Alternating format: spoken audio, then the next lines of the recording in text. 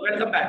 Doubtful asset देखो ध्यान से, डाउटफुल एसेट में कब जाएगा, जब वो एनडीएसआई या डी होगा। अब NBFC I will be not taking name of NBFC, bar bar NBFC नहीं बोलूंगा, केवल यही बोलूंगा एनडीएसआई और डी, और दूसरे को बोलूंगा एनडी। आपको आइडेंटिफाई करना है, एनबीएफसी तो है ही ना चैप्टर। तो एनडीएसआई और डी के केस में क्या है, अगर 12 महीने तक उसने सब स्टैंडर्ड में बिता दिए तो जैसे ही अगला दिन आएगा कहां पहुंच जाएगा, डाउटफुल में। और अगर एनडी होगा तो 18 महीने तक सब स्टैंडर्ड में रहेगा, उसके बाद कहां पहुंच जाएगा, डाउटफुल में। डाउटफुल में कब तक रहेगा,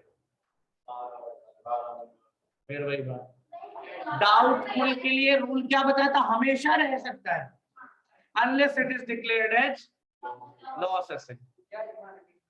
बिल्कुल सेम है सर जो आपने बैंकिंग में पढ़ा था कि डाउटफुल में तब तक रहेगा जब तक इसको लॉस डिक्लेयर नहीं किया जाए। ये जो लाइन लिखी है, आप 12-18 किए जा रहे हो, लेकिन आप पढ़ कहाँ रहे हो, पढ़ नहीं रहे हो। ये 12-18 किसके लिए है, कह रहा है कि हर वो एसेट डाउटफुल एसेट हो जाएगा अगर वो सब स्टैंडर्ड में 12 या 18 महीने से ज्यादा रह गया।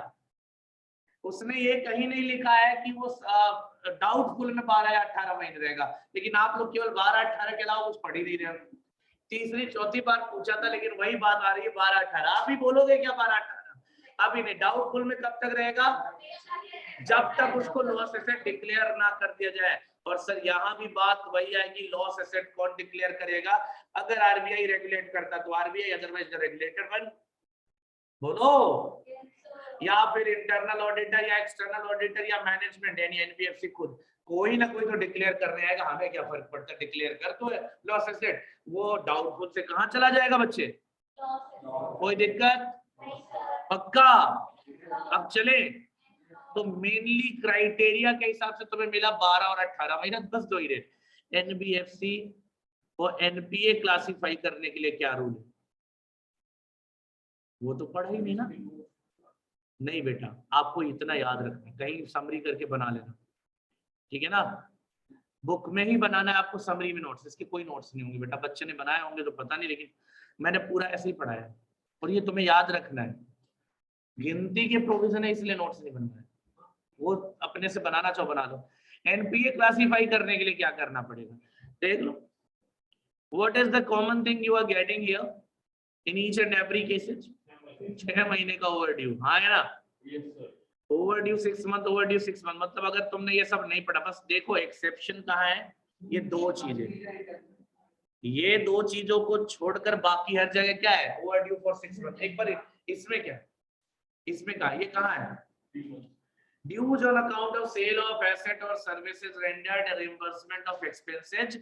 अगर इसमें एनडीएसआई और डी है तो 3 महीने है, और लीज रेंट और हायर परचेज में भी ये तो नॉर्मली सबके लिए कितना है, 3 महीने।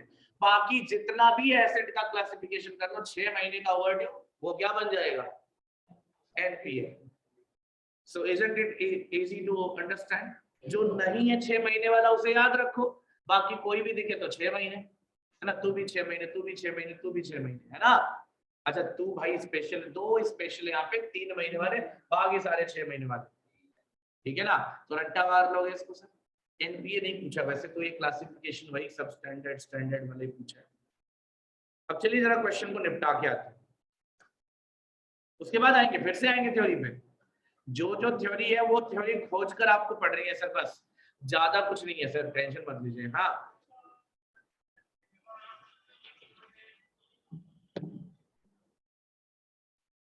ओके, तो क्वेश्चन पे आते हैं सर। देखिए ध्यान से, पहला क्वेश्चन क्या लिखा है, एक बार पढ़ना। शिवा फाइनेंस है ना, Shiva finance limited and NBFC. अच्छा क्वेश्चन में ये 12-12 ही लिखा है कि अलग लिखा है कुछ, ये जहां मैंने करेक्शन किया बेटा उसको अगर अलग पाते हो तो करेक्ट कर लो।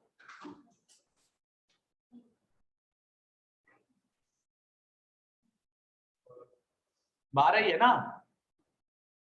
अब ये यहाँ पे 12 और 12 ही लिखा है, पक्का 14 तो नहीं लिखा है। देख लो किसी को पुराना बुक डिलीवर हो गया और कुछ हो गया, पक्का 12 ही है ना।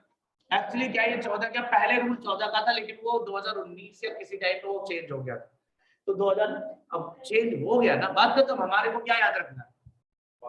12 महीने का, वो जो 12 महीने पड़ गया ना वो 14 महीने का है, ठीक है। So don't worry about that. अभी तुम्हारे लिए क्वेश्चन का जो करंट रूल है वो तो तुमने पढ़ा है, वही तुम्हें याद भी रखना, पीछे क्या था उसे क्या फर्क पड़ता है, ठीक है ना। Shiva Finance Limited and NBFC provides you with the following information regarding its outstanding hire purchase installments. कितने के इंस्टॉलमेंट है देखते जाओ क्वेश्चन को, अरे एक बार में समझ नहीं आएगा ये।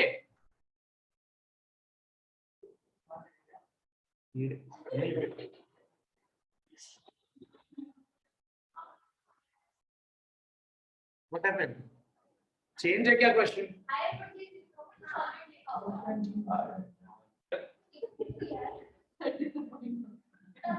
मैं सोचा क्वेश्चन चेंज है क्या यार, ठीक है कोई ना कोई ना कोई ना। अरे बाकी तो मिल रहा है ना, मैच करा ले।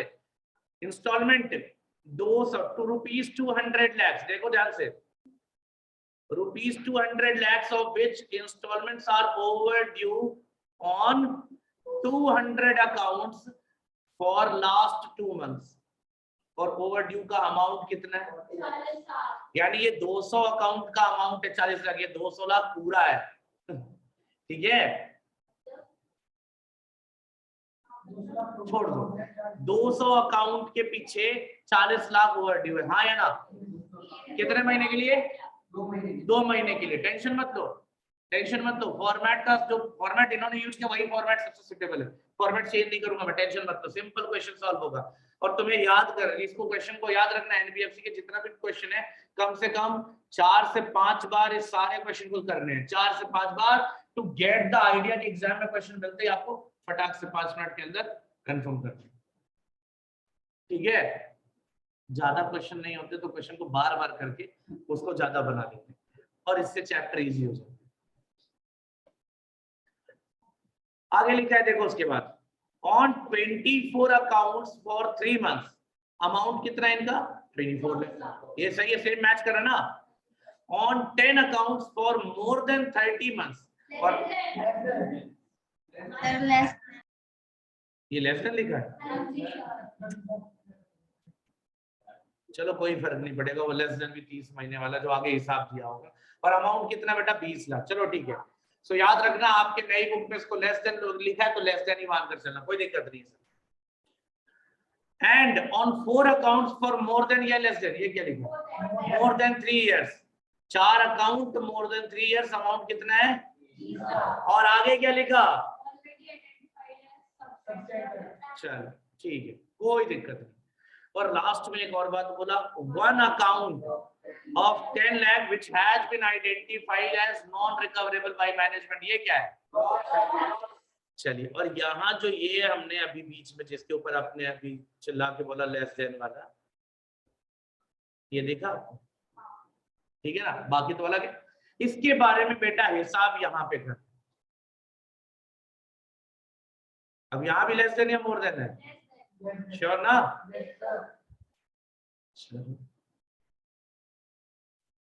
ठीक है ना। Less than 30 months, 6 accounts are already identified as substandard। अब आपको पता है मोर देन वाला क्वेश्चन ज्यादा सूटेबल, लेस देन मतलब क्या? अब 30 से कम तो 1 महीना भी होता है, और अगर मान लो सब स्टैंडर्ड अभी पिछले महीने क्लासिफाई हुआ तो वो डाउटफुल तो बनेगा। ये कहाँ लिखा भैया? ये कहाँ, किसने अजम्पशन लिया? श्री श्री तुषार कटारिया एक नालायक मार खाए। तो मैं वही तो बोला, अगर मोर देन लिखा होता तो फिर अजम्पशन लेना पड़ता, तुझे नहीं लेना पड़ता, तो ज्यादा सही क्वेश्चन कौन सा लिखता? मोर देन वाला। वो तो अजम्पशन तुम जबरदस्ती ले रहे हो, लेकिन लॉजिकली क्या तुम्हारा अजम्पशन, अगर मैं बोलूं 100% सही है बिना अजम्पशन के?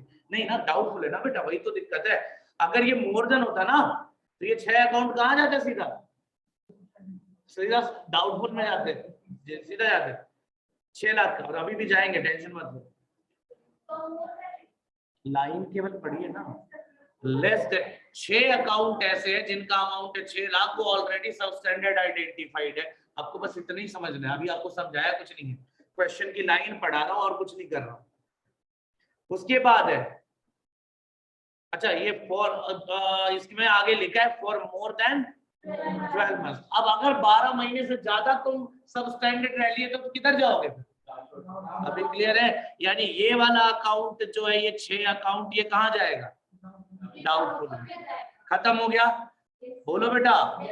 और बाकी जो है अदर्स, अदर कितने बचे? 10 में से 6 का तो तूने काम तमाम कर लिया, बाकी कितने बचे? 4 अकाउंट, वो लेस देन 12 मंथ्स के लिए। यानी क्वेश्चन ने तुम्हारा जंक्शन डायरेक्ट यूज कर लिया है ना, नहीं तो कंफ्यूजन होती। तो इसीलिए बोला लेस देन लिखा हो या मोर देन, उस लाइन से कोई मतलब नहीं है। मैं तभी बोल रहा था इसको इग्नोर करो, कोई बात नहीं, मैं लेस कर दिया, but doesn't matter at all. ठीक है बेटा? एक बात बताओ मुझे, एक एसेट है मेरा, 10 ऐसे अकाउंट है मेरे पास जिन्होंने मेरे से 20 लाख की उधारी ले रखी, 20 ना, 20 लाख तो 10 अकाउंट 20 लाख का दिख रहा है ना। इनके बारे में क्या हिसाब है? देखो मेरे पास इसमें से 6 अकाउंट जिनकी वैल्यू 6 लाख है, वो 12 महीने से ज्यादा सब स्टैंडर्ड क्लासिफाइड है, तो वो कौन से हो जाएंगे? डाउट क्लियर है? क्लियर है सबको? उसके अलावा बचे कितने अकाउंट? 4 अकाउंट, और वैल्यू कितनी बची? 14 लाख।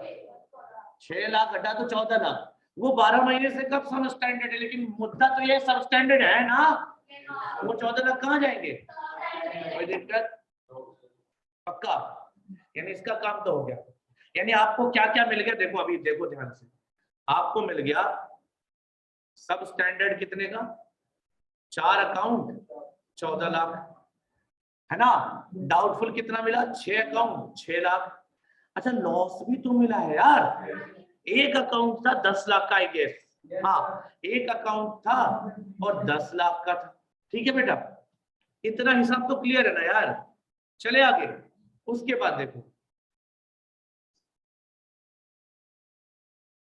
अच्छा ये तो ओवर ड्यू फॉर 200 अकाउंट तक है, 200 अकाउंट कितने महीने के लिए ओवर ड्यू है बेटा? कितना अमाउंट है? नहीं 4 लाख है, 40 लाख है, 24 नहीं, 4 लाख है, 40 लाख है, 4 लाख भी नहीं है। वो 24 बोल रहे, मैं 4 बोल रहा हूँ, तो 40 लाख। तो ये तुम्हें क्या लग रहा है, स्टैंडर्ड लग रहा है? नहीं है क्यों स्टैंडर्ड? 2 महीने का भी तो ओवर ड्यू है यार। एनपीए बनने के लिए कितना चाहिए? 6 महीने का। ओवर ड्यू कितना चाहिए? 6 महीने का, तब वो बनेगा एनपीए। 3 महीने वाला भी मान लेता, लेकिन 3 महीने वाले से भी तो कम है, 2 महीना 3 महीने से कम होता है ना। पक्का? चलो ठीक है ना, आजकल तो यही चल रहा है। तो 200 अकाउंट यहाँ आ जाएगा और अमाउंट 40 लाख, आपकी गलत नहीं होगी। फिर 24 अकाउंट का क्या हिसाब है? 24 account for 3 months amounted to ₹24। अब ये अगर हायर परचेज इंस्टॉलमेंट है तो आप मुझे बताएंगे इसके लिए ओवर ड्यू कितने महीने का था, तो go for that particular page. एक बार उस पेज पर दौड़कर वापस जाओ, एक बार उस पेज पे दौड़ के जाओ। सुनते नहीं हो नालायकों। अब मैं नहीं निकालूंगा वो पेज आप निकालो जो आप लोगों को बताया था। अब भी तो बताया था, बंद भी कर दिया इतने जल्दी। वाह, आपको जानबूझकर खराब बुक दी गई है। मिल गया ना। नहीं 3 महीने का भी रूल है बेटा, जरा देखेंगे। और भी कुछ लिखा है?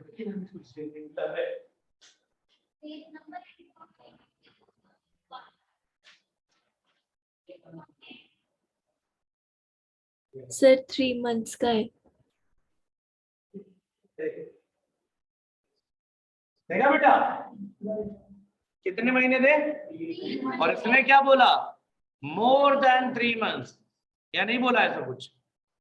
तो 3 महीने बोला ना, तो हम क्या माने? 3 महीने से कम माने या ज्यादा माने? 3 तो नहीं माने, 3 से ज्यादा मानना, कभी गलती ऐसी करना मत। नहीं 3 और मोर कहाँ लिखा? 24 अकाउंट फॉर 3 मंथ्स 24 लाख, यही तो लिखा है।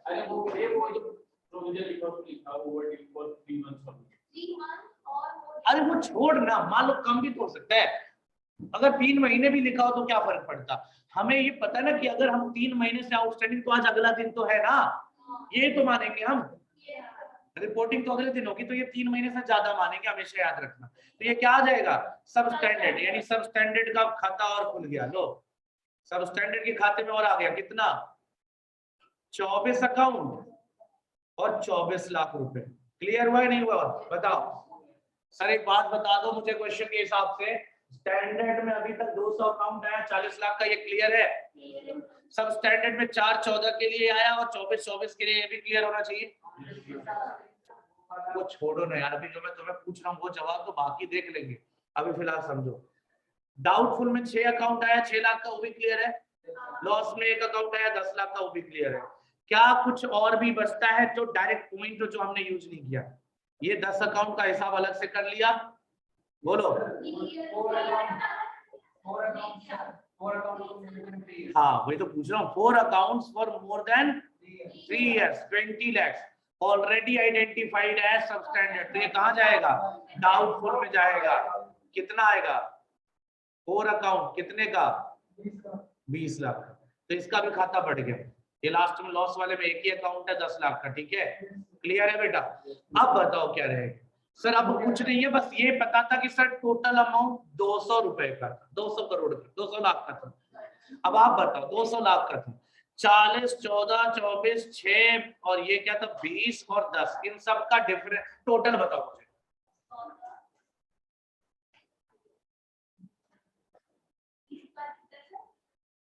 बीस के बाद 10 है ना ये लास्ट में, 40, 14, 24, 6, 20 और 10 कितना है?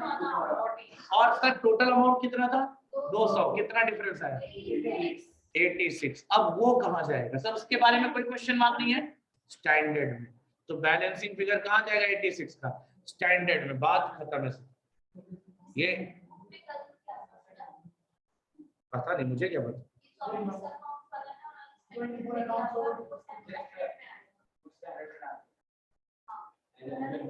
वो 3 years को 3 months बोला है, 3 years बोला था ना। अरे यार लिखा तो है मोर देन 3 years। अच्छा ये तो ऊपर लिखा था 24 अकाउंट 3 महीने 24 ना, ना ये स्टैंडर्ड में नहीं जाएगा, सब स्टैंडर्ड में ले जाना, ठीक है ना। हाँ ये बस इसको सही कर लेना, ठीक है सर, करेक्ट कर लो। अरे नोटबुक पे लिखो, नोटबुक पे फटाफट, 5 मिनट भी नहीं लगने वाला। सर देखो कुछ नहीं करना यार, कैटेगरी बताओ 1, क्या लिखेंगे यहाँ पे, स्टैंडर्ड, ठीक है। फिर ऑब्वियसली यहाँ पे कितना आया, क्या क्या आया, जो आया वो बता दो। 200 अकाउंट कितना है, अमाउंट बताओ। 40। यहाँ लाइन जरूर जोड़ना सर, क्यों, क्योंकि कहीं ना कहीं बैलेंसिंग फिगर कहीं भी आ सकता है, तो हम इसको एक लाइन हर एक के बाद छोड़ेंगे। दूसरा कैटेगरी क्या है बेटा, अब इसमें आपका क्लियर होना चाहिए, 24 अकाउंट कितने वाले, और फिर ये भी क्लियर है। फिर एक लाइन यहाँ भी छोड़ूंगा, डाउटफुल 6 अकाउंट, 6 और क्लियर है ये, और फिर चौथा आ गया लॉस, ये एक अकाउंट है 10 के। सर बैलेंसिंग फिगर यहाँ आ जाएगा, बैलेंसिंग यानी बैलेंस 86, ठीक है सर। यही चीज इसने भी लिखी, बस थोड़ा सा इसमें ना एक करेक्शन की जरूरत पड़ती। अब आप देखो तुम जितने अब एक बार करोगे ना, अभी तो याद हो गया होगा, अभी समझ में आ गया होगा, घर पहुंचोगे भूल जाएगा मैक्सिमम, घर पे दोबारा करोगे बहुत मेहनत से देखना पड़ेगा रूल्स वगैरह, वो हो जाएगा। 4-5 बार करने का मतलब ये है कि तुम्हें खोजने में इजी फील होगा, फिर खोजोगे ना इन्फॉर्मेशन जब। अब ये टेबल बना के तो लिखा नहीं कि इजीली दिख जाए, पैराग्राफ लिख रखा पूरा, नहीं बेटा एग्जाम में कुछ चीजें कॉम्प्लिकेट करते हैं जबरदस्ती, वो करेंगे, तो जो चीज नहीं है उसके बारे में सोचने का कोई फायदा नहीं। What is the correction here,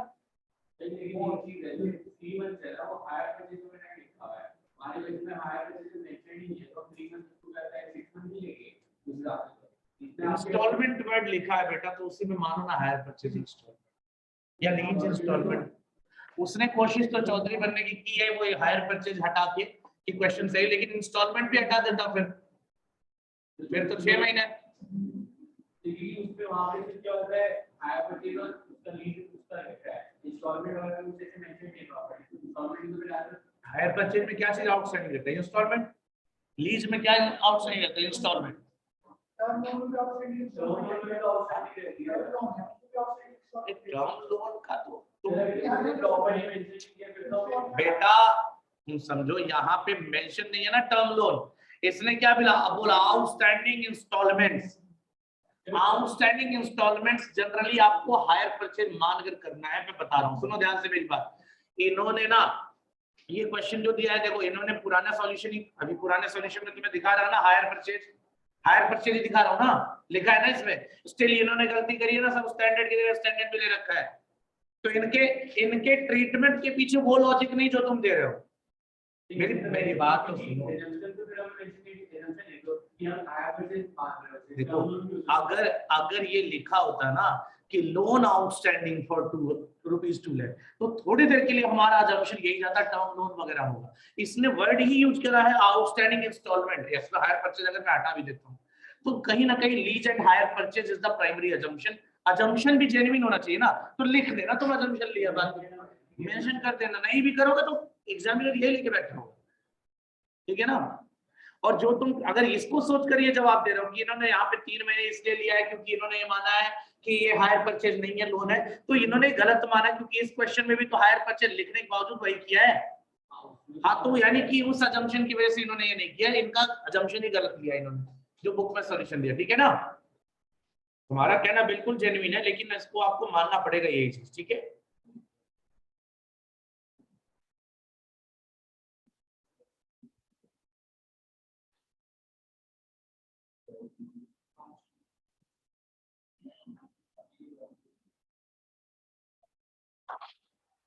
ठीक है यहाँ तक? हाँ बेटा, फिर तो कुछ नहीं, फिर तो वैसे भी वही रहता। मैंने क्या बोला तुम्हें पहले ही बोल दिया, लेस और मोर से कोई फर्क नहीं पड़ेगा इसमें, क्योंकि क्वेश्चन क्लैरिफाई कर दिया है। तो किसी भी पॉइंट पे नहीं पड़ेगा।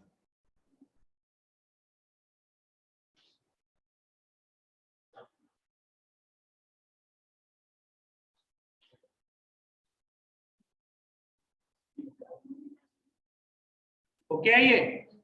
देखो क्वेश्चन खराब नहीं, क्वेश्चन बहुत अच्छा है, लेकिन ये पैराग्राफ से अमाउंट खोजना ना, ये बड़ा कॉम्प्लिकेटेड हो सकता है। अगर इसके बाद आप सीधा एग्जाम के लिए तैयार कर रहे हो कि यहाँ से सीधा आप एग्जाम में देखेंगे, तो बेटा फिर तो एग्जाम में गलत होगा और यहाँ पे बहुत सारा टाइम लगेगा। इसको घर पे जाके 4 से 5 बार जरूर सॉल्व करना। अगर भाई तुम्हें करना करो, देखो कोई जबरदस्ती नहीं है, आपकी मर्जी है, आपको मैं चॉइस दे रहा हूँ। अगर आपको अच्छे नंबर चाहिए तो भाई टीचर की बात तो माननी पड़ती है, नहीं मानोगे तो नंबर भी वही आएगा जो आपके हिसाब से है। अब इस चैप्टर में अगर मैं बोल रहा हूँ 4 से 5 नंबर, जस्ट 4 से 5 बार, इसलिए बोल रहा हूँ because you are not having that much question की एक ही टॉपिक पे 4-5 क्वेश्चन अलग से मिल जाए बाकी चैप्टर्स की तरह। इसमें एक क्वेश्चन ही है ना, यही है, इसके बाद दूसरा टॉपिक शुरू है, ठीक है। सो 4 से 5 बार ट्राई करना है इसको। Don't worry about anything. Next question की तरफ देखो, क्या लिखा है बेटा? Net owned fund, just go for that. Theory देखते हैं नेट ओन्ड फंड की, देखो ध्यान से, मैंने अभी ऊपर दिखाया भी था, बताया था कि इसके बाद वाला क्वेश्चन वही है। Owned fund, net owned fund, ध्यान से देखो और सुनो, ये तो बच्चों वाली बात है। 2 मिनट लगेगा खत्म, ये तो इजी है क्वेश्चन ये। अच्छा, एक एग्जाम में ये भी आया था भाई, ये रहा सर नेट ओन्ड फंड दिखाई दिया। अच्छा सर ये अगर नहीं पता, देखो अगर आपको क्लासिफिकेशन के हिसाब से चलना है, सर आपने 12 वाला ही क्यों लिया है? जो क्वेश्चन अभी पिछला किया था उसमें ये तो बोला ही नहीं था कौन सी कैटेगरी का एनबीएफसी है, तो आपने 12 का क्यों लिया, 18 क्यों नहीं लिया? क्योंकि जनरली आपको यही अज्यूम करना है कि ये डिपॉजिट एक्सेप्टिंग है या फिर एनडीएसआई है। इसका स्कोप ज्यादा हो गया ना यार। नॉन डिपॉजिट भी सिस्टमैटिकली इंपॉर्टेंट, यानी वो भी कवर हो रहा है और डिपॉजिट भी कवर हो रहा है। नॉन डिपॉजिट तो एक अकेला ही बच गया ना, तो इसका ही प्राइमरी अजम्पशन वही होता है, ठीक है। ये बाय डिफॉल्ट है, ठीक है। आप इसके लिखने की भी जरूरत नहीं, आपको डिपॉजिट एक्सेप्टिंग ही मानना जरूरी है। सर ओन्ड फंड की डेफिनेशन क्या दिख रही है यहाँ पे? प्लस अरे तो बोलो ना कन्वर्टेबल प्रेफरेंशियल कैपिटल, नहीं कन्वर्टेबल प्रेफरेंशियल कैपिटल सीधा है ना ये तो। अरे तुम्हें तो अपने हिसाब से याद करना है ना यार, तुम्हें थोड़े ना लेके जाना है थ्योरी लिखने के लिए, तुम्हें तो अपने क्वेश्चन के लिए याद करना है। तो paid up equity share capital, sir अगर पेड अप वर्ड नहीं बोलोगे तो कौन सा इक्विटी शेयर कैपिटल हम जनरली लेते हैं कैलकुलेशन में, पेड अप इतना लेते हैं। सो आपको यहाँ कोई बहुत बड़ा तीर नहीं मारना, equity share capital plus convertible preferential capital plus free reserve securities premium cash reserve, आगे क्या लिखा बेटा ब्रैकेट में, representing surplus arising out of sale of assets etc and revaluation reserve should be excluded। तो भाई साहब पूरे बोल सकते हैं ना reserve and surplus realized in cash, ऐसे याद कर सकते हैं ना। थर्ड स्टेज पे देखो पहला क्या बोला इक्विटी शेयर कैपिटल, दूसरा क्या बोला कन्वर्टिबल प्रेफरेंशियल कैपिटल, तीसरा क्या बोला reserve and surplus realised in cash. जितने नॉन कैश है वो एक्सक्लूड कर दो, कोई दिक्कत तो नहीं आता। और हाँ जी लेस कर दो क्या, intangible asset deferred revenue, sir कुछ जाना पहचान पता है क्यूमुलेटिव लॉसेस। अरे debit balance of PNL account intangible asset you know better, deferred revenue expenditure fictitious asset है यार ये। डेफर्ड रेवेन्यू एक्सपेंडिचर क्या है, एडवर्टाइजमेंट हो गया, डिस्काउंट ऑन इश्यू हो गया, व्हाटएवर ये जो है ये तुम्हारा फिक्टिशियस एसेट है। क्या करोगे इसको to get the shareholders fund, ये वैसे भी तो इसको माइनस कर देते हैं। तो this is somewhat related with the shareholders fund, don't worry about that। net owned, ये owned fund आया है, ये क्या आया नहीं बेटा इंटेंजिबल एसेट नहीं माइनस होता था शेयरहोल्डर्स फंड में, किसमें करना है इंटेंजिबल एसेट नहीं माइनस होता था शेयरहोल्डर्स फंड निकालने के लिए, लेकिन यहाँ पे करना है ओन्ड फंड आया है। हमें क्या कैलकुलेट करना था net owned fund, owned fund में से माइनस करेंगे क्या इन्वेस्टमेंट इन शेयर्स ऑफ, बताता हूं ना book value of debenture bond loans and advances and to and deposit with क्या subsidiaries companies in share group. तो भाई साहब देखो ना यार कुछ नहीं मतलब नहीं है वो, इसका मतलब कितना माइनस करना है देखो ध्यान से सुनो। पहले ओन्ड फंड जितना आया है ना इसके 10% के ऊपर जो देखो क्या लिखा है एक्सीडिंग 10% ऑफ ओन्ड फंड, ये दोनों कैटेगरी में हम कौन सी वैल्यू माइनस करें। लेट सपोज ओन्ड फंड आया है 100 रुपए, कितना आया, अब ये दोनों मिला के आपका हो गया है मान लो 50 रुपए, कितना हुआ ये दोनों मिला के जो दोनों माइनस वाले हैं। तो हम इस 100 में से माइनस कितना करेंगे सर, हम माइनस करेंगे 40। क्यों, क्योंकि ओन्ड फंड के 10% से जितना ऊपर होगा वो माइनस होगा। तो ओन्ड फंड कितना है, उसका 10% कितना है 10 रुपए, और 10 से ये कितना ज्यादा है 50 40, तो माइनस कितना होगा, इतना याद रख सकते हो। क्वेश्चन खत्म।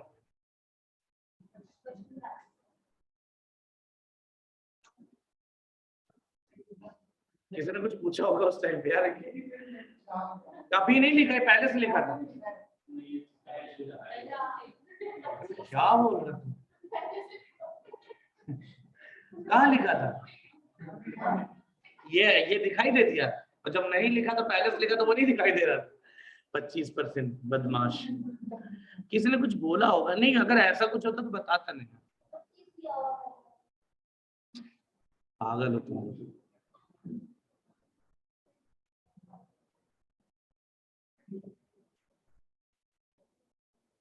किसी ने उस टाइम कुछ बोला होगा सर कैसे क्या है तो वो बता दिया होगा।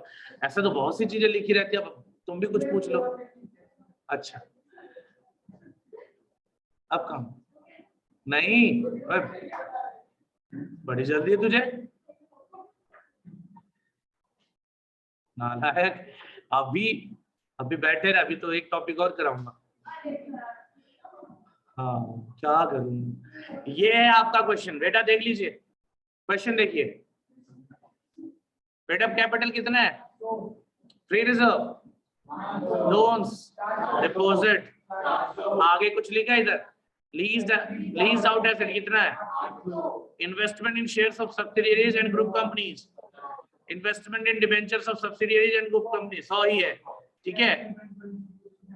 अब आप निकालो जरा ओन फंड, 600 नहीं आ रहा, 600 ही तो आ रहा है। ओन फंड क्या होगा? Equity share capital, convertible preference share है ही नहीं, फ्री रिजर्व अब नहीं बोला तो कैश में रियलाइज है, और माइनस करने के लिए कुछ है क्या? हाँ, तो 400 आ गया ना ओन फंड, 400 आया ना। अरे 200 डेफर्ड एक्सपेंडिचर है मेरे भाई, तो 400 आ गया। Investment in shares and group companies कितना है? डिबेंचर्स वगैरह 200 हो गया, टोटल मिला के 200, दोनों मिला के 200 हो गया। देखो दोनों माइनस करना है ना, दोनों मिला के कितना? ये दोनों मिला के हो गया 200। और जो तुम्हारा ओन्ड फंड कितना है? 10% यानी 40। यार ये क्या हो रहा है? 160 माइनस कर देंगे, क्या आ जाएगा? हो गया नेट ओन फंड। ये क्वेश्चन 5 नंबर में एक बार आया हूं। पहले ओन्ड फंड निकाल, equity share capital, free reserve और माइनस कर दे डेफर्ड एक्सपेंडिचर, क्योंकि बाकी इंफॉर्मेशन है। 400 आ गया। अब जो तुम्हारा इन्वेस्टमेंट है सब्सिडियरीज में वो 200 का है, टोटल दोनों मिला के 200 नहीं माइनस करेंगे, ओन्ड फंड के 10% से जो ऊपर वाला अमाउंट है वो माइनस करेंगे। तो ओन्ड फंड 400 का 10% कितना हुआ? अब 40 से कितना ऊपर है? 160, वो माइनस कर दो, 240 बच गया, ठीक है बेटा। यही साफ सुथरे ढंग से ऐसे लिख देना, मतलब मैंने पूरा फुल फ्लेज क्या करना समझा दिया, तुम चाहो तो लिख सकते हो, बस थोड़ा सा चेंज कर लेना इसी फॉर्मेट। देखो यहाँ पे मैंने सीधा लिख दिया ओन्ड फंड कितना है, देखो इधर ओन्ड फंड लिख दिया कितना? 400। ये लिखा total investment 200 less 10% of owned fund 40, 160 minus कर दिया, नेट ओन्ड फंड 240। बस ये हो गया। रुक जाओ, ये अगला वाला क्वेश्चन बताने थोड़ी ना है, ये केवल रूल है। क्या लिखा है? इन्वेस्टमेंट। एक थ्योरी छोटी सी होगी, वैल्यूएशन ऑफ इन्वेस्टमेंट। देखो क्या है इसमें, कल तुम्हें मैं यहाँ पे ना मूवी दिखाऊंगा, और किसको देख दू? तो ना देख,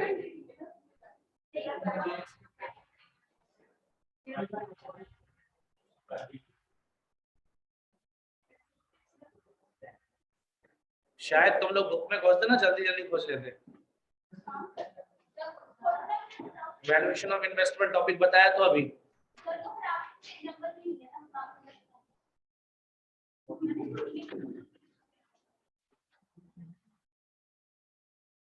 पॉइंट नंबर तो याद रहते हैं।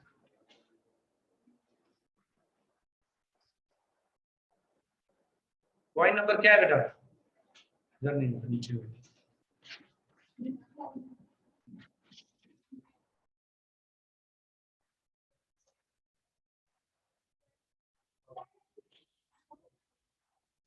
ठीक है,